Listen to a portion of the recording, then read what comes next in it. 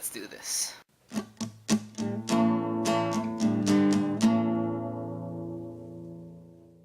Transformers is directed by Michael Bay, written by Roberto Orci and Alex Kurtzman, and it's based on the popular line of toys and action figures from Hasbro.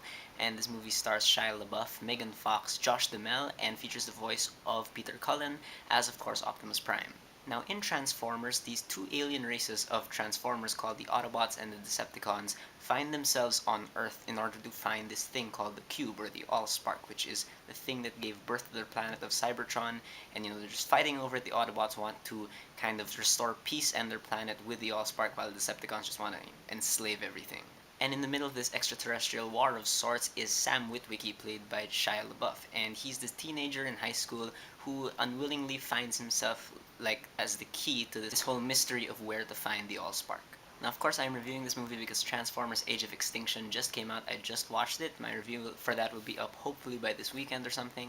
And I figured it was kind of fun in a way to go back and review these movies, because usually when I go back to review, older movies, they're movies I know I'm going to enjoy and stuff. But, the thing with Transformers is that the reputation of this series has been kind of very much been tattered at this point.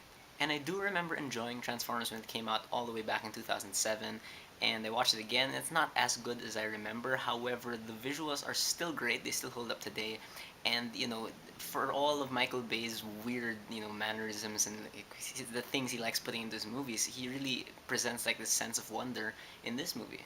Now, first of all, we have to talk about the Transformers themselves. The level of detail that went into just animating these guys, and just the overall art direction is just superb. Really, like the best thing about all these movies is how dedicated these artists and these visual effects people were at just putting these creations together. One thing that I really loved with what they did with these Transformers is that they made the transformations look like a bodily function. It wasn't like, in the old show, they really just kind of were like Rubik's Cubes and they just really just changed form.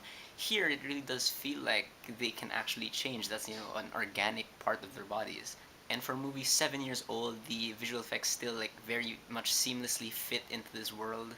And of course, this is again going to be true for every single Transformers movie I'm going to review.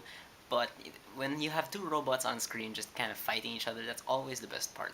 And it was cool to see in this movie just how varied all these different Transformers are. You don't have just two-legged guys walking around all the time. You do have those big warrior type Transformers, but you have smaller kinds of Transformers like Frenzy.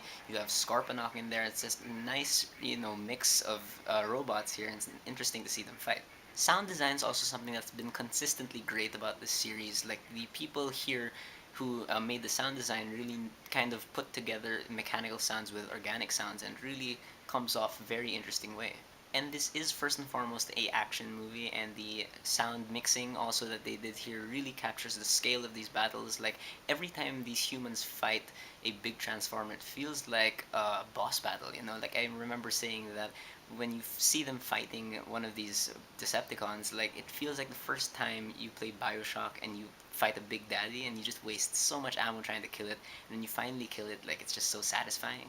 And of course, Linkin Park contributed the song here, "What I've Done," and 7 years old, it's a pretty old song, but it's still good, I guess. In terms of acting, unfortunately, not a lot of the robots here get a lot of focus. However, Peter Cullen as Optimus Prime, of course, gets a lot of screen time here, and he's a pro. Like he really does this character well. He knows what his inflection should sound like and whatever. For all I know, it's just Peter Cullen being Peter Cullen. But it's great to have him on board, and I actually don't hate any of the actors in this movie, for this movie, okay? Because for me, Shia LaBeouf is always best when he's doing kind of like comedic stuff. Because for me, he will always be Louis Stevens from Even Stevens, and I love that show. But Shia LaBeouf for me is legitimately funny in this movie. He's very believable as this, bratty kid. He's not a hero type. By the end of the movie, he's still not really the hero type. And that's what I loved about his character in this movie, is that, he really was his own person. Even Megan Fox, like, I didn't hate her in this movie. Like, she's not necessarily a good actress, but I didn't hate her. The rest of the cast really isn't bad at all. Josh Duhamel and Tyrese Gibson play these soldiers who, again, don't really have that much depth, but they play them really well. They're very, very likable. They're inherently likable, and you immediately root for them. They really, the reactions they have to seeing these Transformers, it's very genuine, feels very believable. John Turturro is also in this movie. This character is pretty ridiculous, but he does the best with it, I guess. The thing about this first Transformers movie is that I actually do think there's way more good in it than bad. For one, I think the plot, the way they presented the plot as, they really focused on the humans instead of their reactions to seeing these giant robots, I think that was a smart move for the first movie. I understand that when you are introducing this franchise to a new generation of audience, that you do have to kind of, take a different approach. And I think the human side of, seeing these Transformers really, really worked well because it managed to capture again that sense of awe, that sense of wonder.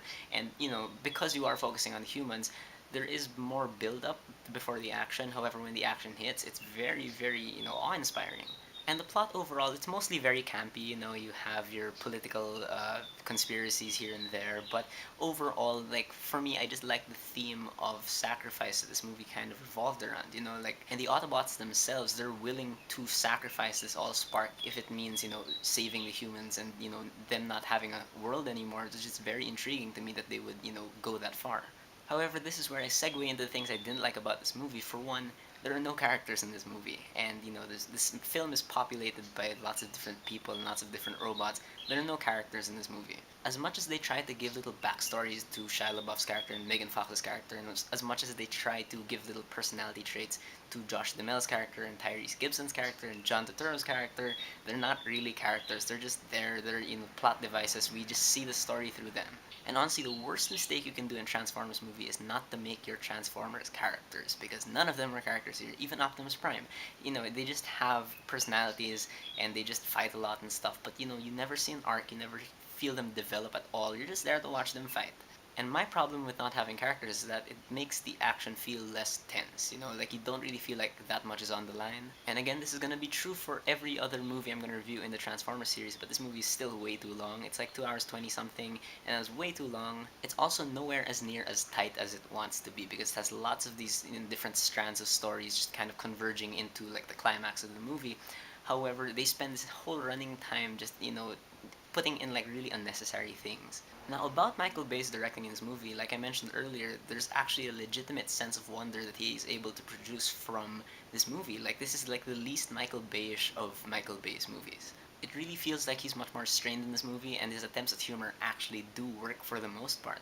However, overall, Michael Bay's directing in this movie is still too busy being loud and shallow and manly and all that stuff, and really does not allow for any depth to come out, which is unfortunate because he stages action really well. He set up this plot well, I think.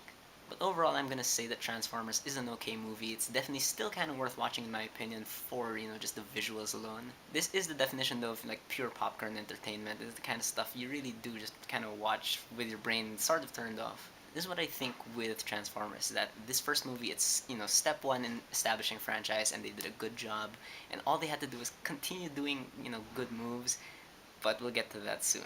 Alright, so that's my review of Transformers. What do you guys think about it? Have you seen it? Did you love it? Did you hate it? Whatever you thought, please leave me a comment. Let's have a conversation.